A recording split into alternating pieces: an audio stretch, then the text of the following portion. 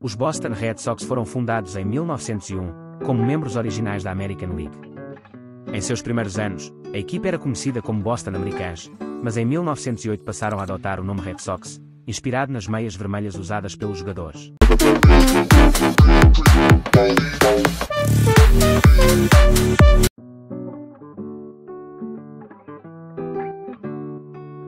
Logo na década de 1910, os Boston Red Sox se consolidaram como uma verdadeira potência no beisebol americano.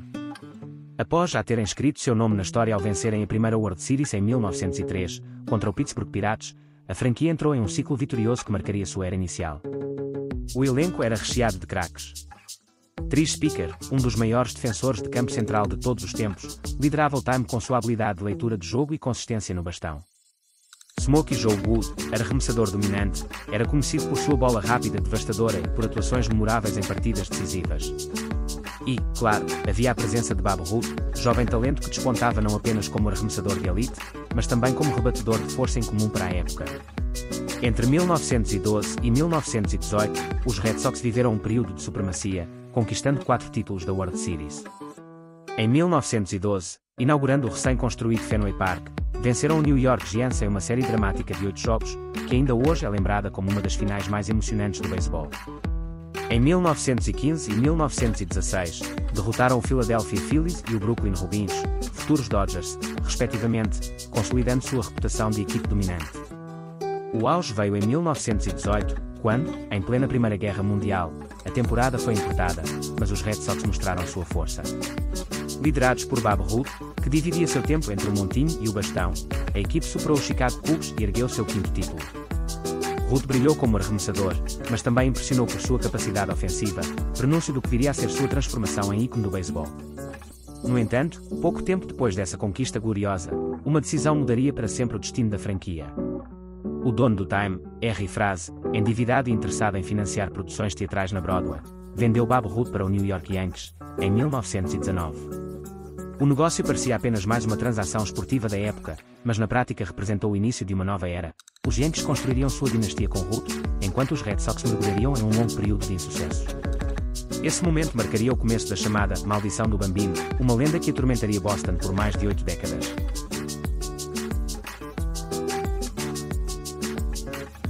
Em 1919, o dono dos Red Sox, R. Fraz, tomou uma decisão que mudaria o rumo não apenas da franquia de Boston, mas de todo o beisebol. Endividado e interessado em financiar seus projetos teatrais, Fraz vendeu Babe Ruth para o New York Yankees. À primeira vista, parecia apenas uma negociação comum, mas na prática foi um divisor de águas. Com Ruth, os Yankees iniciaram uma dinastia que dominaria a Major League Baseball ao longo do século XX, conquistando dezenas de títulos e se tornando o time mais vitorioso da história. Já os Red Sox mergulharam em um longo período de insucessos e frustrações. Assim nasceu a lenda da Maldição do Bambino, segundo a qual a venda de Ruth teria amaldiçoado Boston, impedindo-os de conquistar uma nova World Series. Durante 86 anos, entre 1918 e 2004, os Red Sox sempre pareciam estar à beira da glória, mas algo acontecia no caminho. Jogos memoráveis, campanhas heroicas e craques lendários marcaram esse período, mas o desfecho quase sempre vinha acompanhado de tragédia esportiva. 1946, depois de quase 3 décadas sem títulos, os Red Sox retornaram à World Series para enfrentar o St. Louis Cardinals. A decisão ficou marcada pelo lance de Ian Slater, conhecido como The Mad Dash. Slater correu da primeira base até o home plate em uma rebatida simples, aproveitando um descuido defensivo de Boston e garantindo o título para os Cardinals. 1967, The Impossible Dream, liderados pelo fenomenal Carl Yastrzemski, que carregou a equipa em uma temporada inesquecível, os Red Sox desafiaram as expectativas e chegaram novamente à final. A cidade reviveu o sonho de uma conquista, mas o desfecho foi cruel, derrota para os mesmos Cardinals de St. Louis, em 7 jogos. Apesar disso, a temporada entrou para a história como símbolo de superação. 1975, uma das séries mais épicas da história do beisebol. Os Red Sox enfrentaram o Cincinnati Reds, a lendária Big Red Machine. No jogo 6, diante do Fenway Park lotado, Carlton Fisk rebateu um home run que ficou eternizado nas imagens, enquanto acenava para que a bola ficasse dentro do campo válido. Foi um dos momentos mais icônicos do esporte americano, mas no jogo 7 os Reds venceram, deixando Boston novamente no quase. 1986, talvez a derrota mais dolorosa de todas. Contra o New York Mets, os Red Sox estavam a apenas uma eliminação de encerrar a maldição. No jogo 6, lideravam na 10ª entrada quando uma rebatida simples passou por entre as pernas do defensor Bill Buckner, permitindo a virada dos Mets. O Time de Nova York venceu também o jogo 7, e a frustração em Boston atingiu níveis históricos. Esses episódios, repetidos como um pesadelo cíclico, consolidaram a crença na maldição. Para os torcedores, cada derrota parecia carregar o peso invisível da sombra de Babe Ruth. A cada nova geração, surgiam heróis e grandes esperanças, mas também novas decepções. O Fenway Park, com seu lendário Green Monster, era o palco onde sonhos se construíam e desmoronavam. Torcer para os Red Sox nesse período era viver uma paixão intensa, mas sempre marcada pelo medo de ver a tragédia se repetir.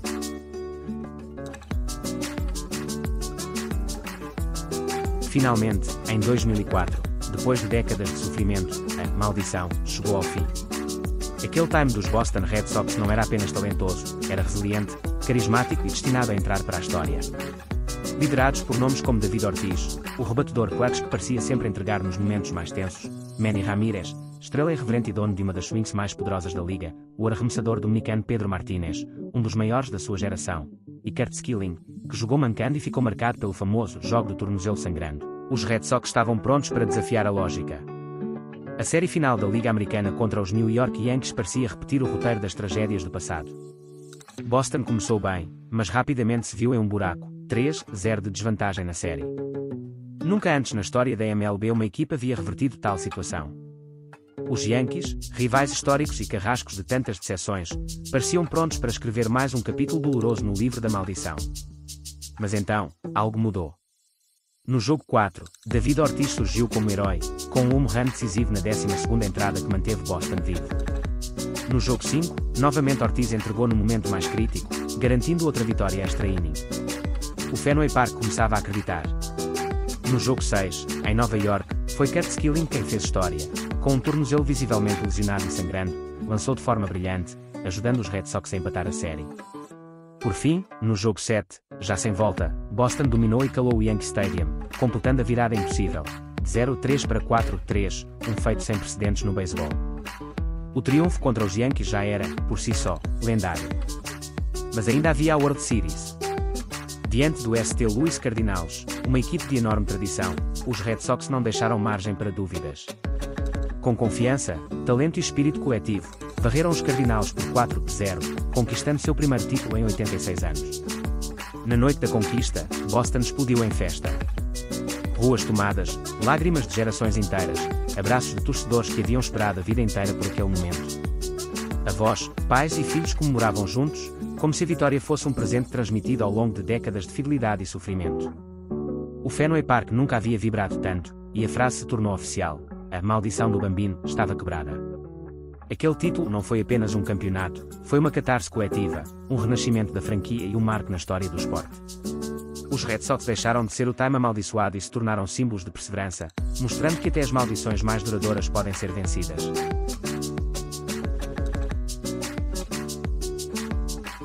O sucesso não parou em 2004. Pelo contrário, aquela conquista abriu caminho para uma nova era de glórias em Boston. Os Red Sox deixaram de ser vistos como uma equipa amaldiçoada e passaram a ser sinônimo de força, tradição e resiliência, consolidando-se como uma das franquias mais respeitadas da Major League Baseball. Em 2007, apenas 3 anos após quebrar a maldição, o time voltou ao topo. Com um elenco renovado e recheado de jovens talentos, como Dustin Pedroia, Jonathan Papelbon e Jacob Ellsbury, somados à liderança de veteranos como David Ortiz e Manny Ramírez, os Red Sox varreram o Colorado Rockies por 4-0 na World Series. Foi um título marcante não só pelo desempenho dominante, mas também porque simbolizou que Boston não havia apenas vencido uma vez, agora era uma verdadeira potência moderna. O terceiro título do século viria em 2013, em um contexto muito além do esporte. Poucos meses antes, a cidade havia sido abalada pelo atentado da Maratona de Boston, que deixou marcas profundas na comunidade. Os Red Sox se transformaram em um símbolo de união e esperança, carregando o lema Boston Strong em cada jogo. O Fenway Park virou um espaço de catarse coletiva, onde o beisebol ajudava a curar feridas. Dentro de campo, a equipe mostrou garra e superação, liderada novamente por David Ortiz, que teve uma das melhores performances da sua carreira.